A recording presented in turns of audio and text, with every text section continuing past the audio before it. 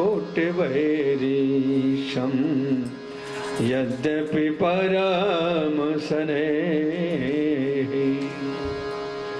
तजियो ताहि कोटिवैरीशं, जो भगवान की भक्ति में व्यवधान डाले परम शत्रु मान के त्याग कर देना चाहिए। बोले किसी ने त्यागा? बोले हाँ।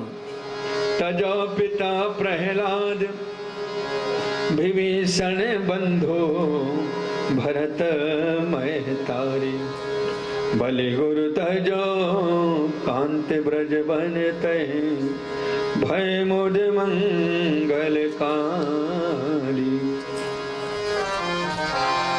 तो इन महापुरुषों ने त्याग करके प्रभु को प्राप्त किया है। इसलिए ऋषभ भगवान ने कहा है बालको, भगवान की भक्ति में जो व्यवधान डाले परम शत्रु मान के त्याग कर देना चाहिए। बड़ा सुंदर उपदेश इस प्रकार से ऋषभ भगवान ने बालकों को दिया है। और बड़े पुत्र भरत को सत्ता सौंप के जंगल में तप करने के लिए चले जाते हैं।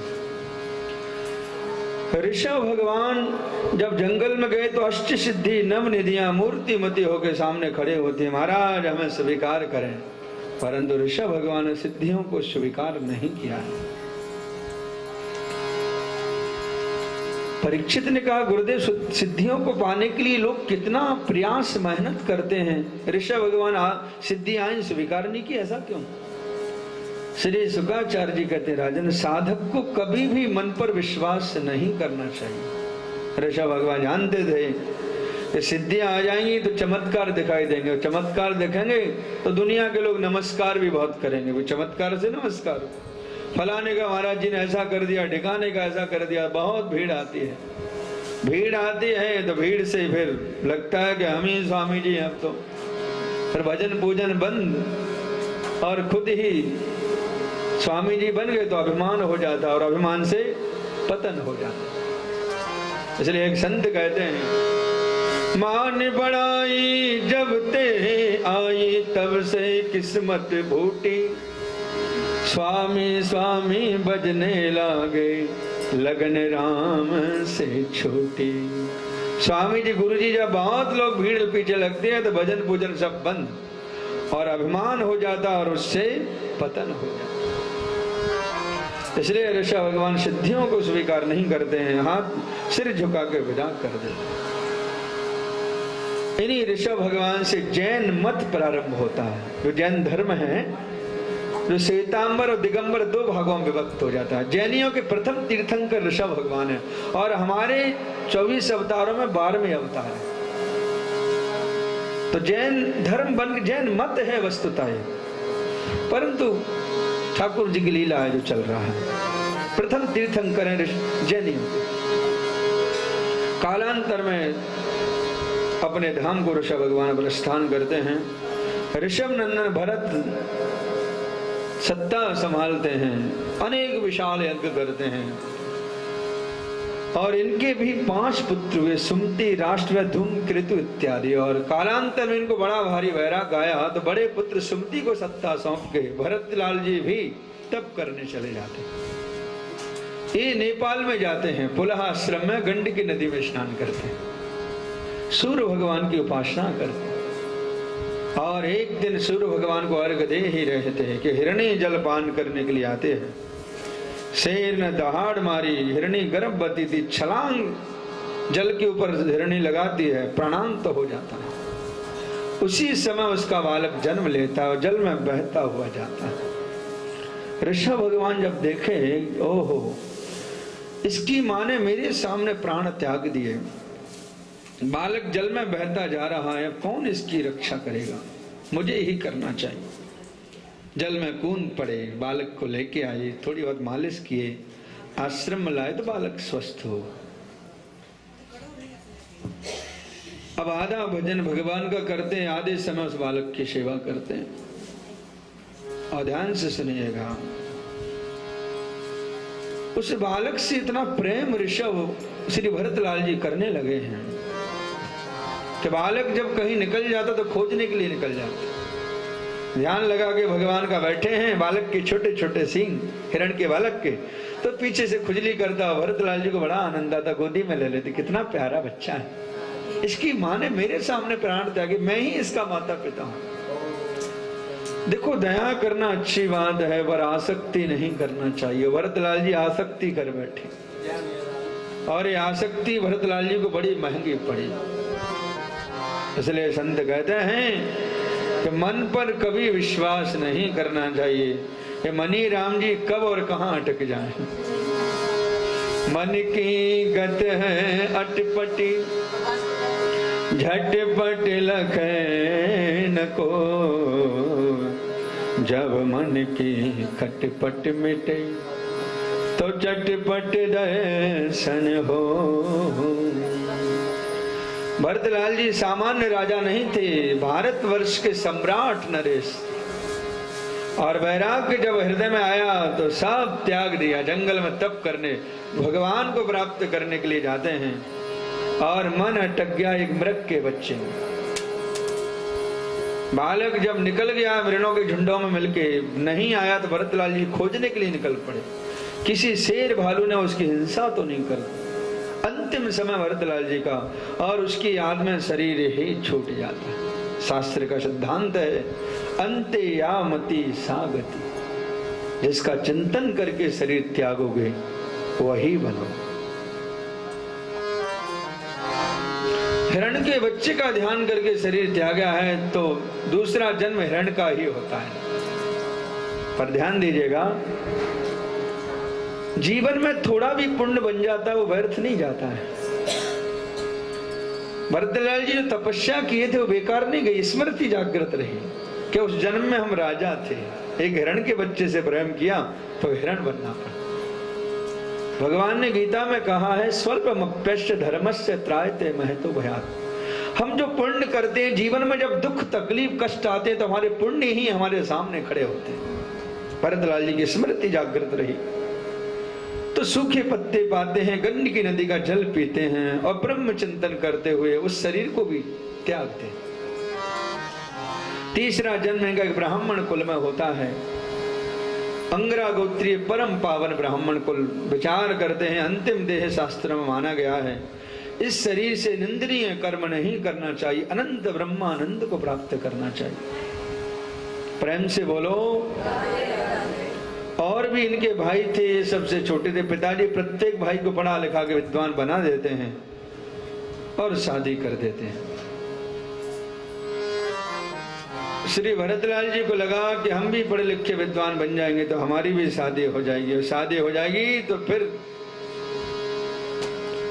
दुनियादारी में फंस जाएंगे। तो इन्होंने क्या किया कि पिताजी घंटों तक इन्हें गायत्री मंत्र रटाए पर कभी शुद्ध नहीं सुनाए। घंटों तक रटाते हैं मंत्र। बेटा भरत जी, पिताजी बेटा मंत्र याद हो गया होगा? नहीं पिताजी। क्या कर रहा था? बोले चींटियां बिल के अंदर जा रही है ना, इनको गिन रहा था। कितनी चलेगी? बोले 999। पिताजी ने माथा पकड़ा, हे भैया ये तो जड़ है। जड़ माने मूर्ख, नाम पड़ गया जड़ भरत, जड़ भरत। प्रेम से बोलो। जड़ भरत लोग कहने लगे भरतलाल जी बड़े मस्त, वाह पागलपन की मोहर लग गई, दुनियादारी से बच गए। क्योंकि दुनिया के लोग तभी तक प्रेम करते हैं आप कुछ काम में आने वाले हो। जब उन्हें लगता है कुछ काम में नहीं आने वाला तो बस फिर बात नहीं करते। कालांतर में पिताजी प्रभु के धाम चले जाते, माता जी का भी स्वर्गवास होता है। अब भाई लोग इनका पालन करते हैं, पर भाभियां बड़ी टेढ़ी निगाह से देखें। सबको खिलाने के बाद में जो भी रूखा सूखा बचता इनके सामने पटक के रख देती, लो खा लो। तो भरतलाल जी खुश होके भगवान का प्रसाद मान के पाते तो हृष्ट पुष्ट देह, मोटे ताजे। अब भाभियां देखती है भगवान अपने पतियों को बादाम का हलवा घोंट घोंट के खिलाती हैं, और 1.5 हड्डी के होते जा रहे हैं। इसको देखो रूखा सूखा खिलाती है, फिर भी कैसा भैंसा जैसा हो रहा है। क्यों? क्योंकि भाई लोग करते थे संसार की चिंता, भरतलाल जी करते थे भगवान का चिंतन। तो चिंता करने से शरीर सुखता है और चिंतन करने से स्वस्थ होता है।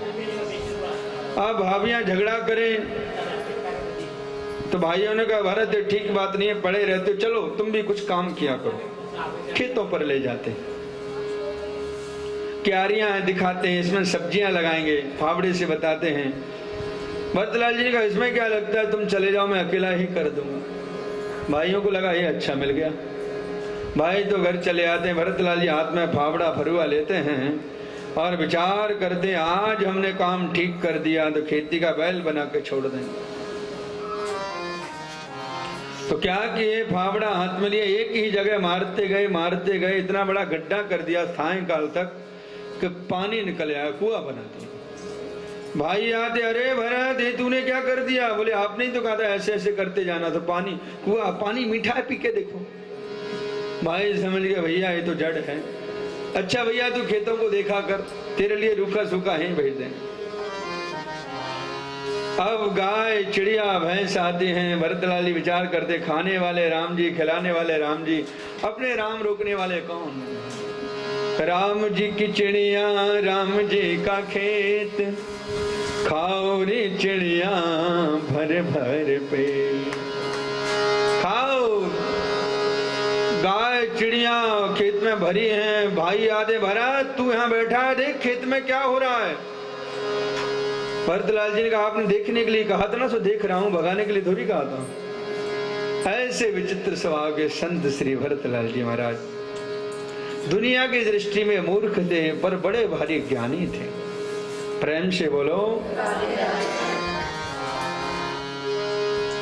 श्री भरतलाल जी का बड़ा सुंदर चरित्र है। इन श्री भरतलाल जी ने सिंधु सोवीर देश के रहोगढ़ नाम के राजा को बड़ा सुंदर उपदेश दिया है, भवाटवी का उपदेश दिया है, अध्यात्म का उपदेश दिया है, सारा ज्ञान धूमिल करा दिया है। महाराज श्री परीक्षित ने प्रश्न किया है कि गुरुदेव हम भूगोल खगोल के बारे में जानना चाहते हैं।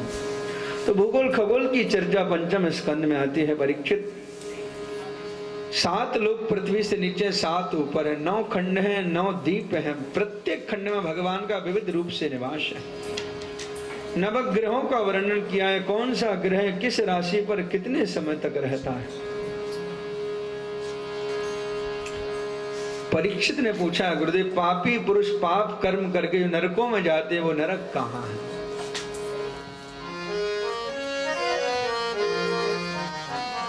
पृथ्वी के भीतर है अथवा बाहर है? तो पंचम स्कंद के अंतिम अध्याय में सुखदेव जी ने नरकों का विस्तार से वर्णन किया कि परीक्षित पृथ्वी से 99,000 की योजन की दूरी पर यमराज की पुरी है, दक्षिण दिशा में संयमनी पुरी। 28 महानरक हैं और छोटे मोटे हजारों नरक। तामिश्र, अंध्र तामिश्र, रौरव, महातरणी, पुयो, वैतरणी। बोले नरकों में जाता कौन है? बोले जो अपने माता पिता का अपमान करता है, माता पिता की सेवा नहीं करता है। कोई अतिथि घर में आ जाए, टेढ़ी निगाह से देखता है कहां से आ गया, अतिथि तुम कब जाओगे? प्रेम से बोलो। तो ये हमारी सनातन संस्कृति, अतिथि देवो भव। अतिथि का जिस घर में अपमान होता है सारे पुण्य समाप्त हो जाते। अतिथि का मतलब जो अचानक आ जाए देव के समान पूजना चाहिए। बोले दूसरों की स्त्री छीनते हैं, धन छीनते हैं, मांस भोजी हैं, अपभक्षी हैं, ऐसे पापी नरक में डाले जाते हैं। विस्तार से नरकों का जब वर्णन किया तो परीक्षित का शरीर तो थर थर कांपने लगा। श्री शुकाचार्य जी का राजन इतना क्यों डरते? का गुरुजी डराने की बात तो कर रहे हो, अरे कोई छोटा मोटा पाप धोखे से बन गया तो नरक में जाना पड़ेगा। श्री शुकाचार्य जी का राजन ऐसी बात नहीं है, नरक को तुम एकदम धोबी घाट समझो। कैसे? जैसे हमारा वस्त्र गंदा होता है और हमने धोबी जी को दिया और धोबी जी ने सफाई करके प्रेस करके चमचमा के हमें वापस कर दिया। बात सफाई की है। अरे बहुत से लोग धोबी से साफ ना करा के घर में भी तो साफ करते हैं। एक से एक बढ़िया पाउडर साबुन है, एकदम दाग साफ। इसका मतलब बोले कोई पाप बन गया है तो विधि पूर्वक उसका प्रायश्चित्त करें, और प्रायश्चित्त कर लिया तो नरक में जाने की आवश्यकता ही नहीं। परीक्षित ने कहा गुरुदेव किस पाप का क्या प्रायश्चित है, किस शास्त्र में हम खोजें? कृपा करके ऐसा प्रायश्चित आपको बताइए जो करने में भी बड़ा सुगम हो और बड़े से बड़े पाप नष्ट हो जाए। श्री शुकाचार्य जी ने कहा राजन वो तो एक ही प्रायश्चित है। क्या? केचित केवलया भक्त्या वासुदेव परायणा अघम स्नेह नेहारामेव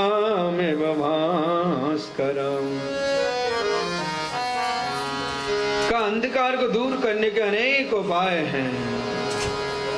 कोई बल्ब जलाता है, कोई ट्यूबलाइट जलाता है, कोई मोमबत्ती जलाता है, परंतु वास्तविक अंधकार दूर नहीं होता। वास्तविक अंधकार दूर कब होता है? सूर्य भगवान निकलते हैं, सारा कोहरा अंधकार नष्ट हो जाता है। प्रायश्चित अनेक हैं, प्रभु का नाम जब मुख से निकलता है सारे पाप नष्ट हो जाते हैं। परीक्षित ने कहा, गुरुदेव जीवन भर के पाप और प्रभु के एक नाम से नष्ट हो जाएं, ये कैसे संभव है? श्री शुकाचार्य जी ने कहा, राजन हम तुम्हें एक कथा सुनाएंगे और तुम्हें विश्वास होगा कि भगवान के नाम में वह शक्ति है कि बड़े से बड़े पाप नष्ट हो जाते हैं। तब भागवत में अजामिल का चरित्र आता है। कान्य को विजय दुजा कश्यत दासे पति अजामिल नाम न नष्ट सदाचारो दास्या संसर्ग दोषता दास्या संसर्ग दोषता। मेरा